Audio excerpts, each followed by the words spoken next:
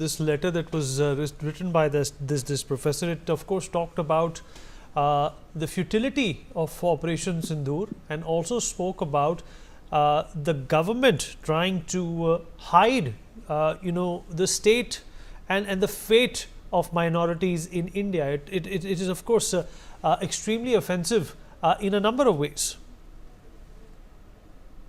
Well, Vineet, for this to be said in the kind of juxtapositions that this assistant professor has made from an increasingly leftist and toxic university like Ashoka, which has been involved in other controversies as well, involving one senior journalist in particular, you will remember, is typical of two things. One is, it is Islamic sniping with a view to assist Pakistan. Secondly, it is typical communist baiting of the state. The communists have also disagreed as a party with Operation Sindoor. So, and this is not the first thing, the communists disagree with everything to do with the state of India, except the gravy train, which they are very happy to imbibe. So this man, he is foreign educated. He's not a boer or a hayseed. He has done this very carefully and deliberately at a time when he wants to create controversy and cast aspersions both against the government and the armed forces. I'm very glad that the Supreme Court has placed restrictions on him. Yes, he has been given bail. It's a conditional bail. He's not allowed to leave the country. He's not allowed to talk anymore in this incendiary manner. And it's very appropriate. At the same time, we've got bigger fish than him. We've got the president of the Congress party. We've got the leader of the opposition who are raising issues with regard to Operation Sindoor.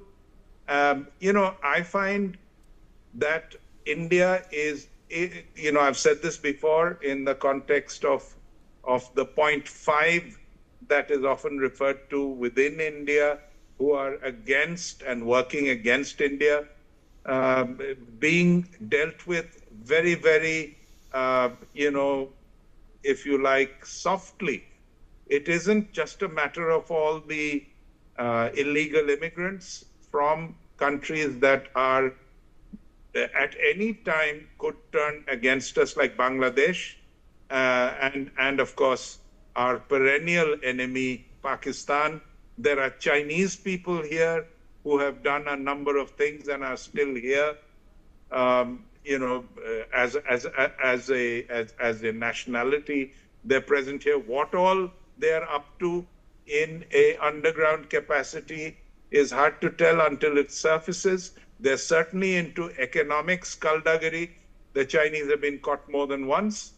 Now, I think a crackdown is beginning to happen at last, and it is high time. This Mahmudiyah would not be in jail at all unless there was some kind of crackdown and a lower court decided to sentence him. Similarly, there are others, prominent politicians, who get away with this all the time. They're getting away right at this moment. The question that I have for the government is, why do you allow it? Why do you allow it? Why do you encourage such people? What is the gain in it? This is not diversity, as somebody else said.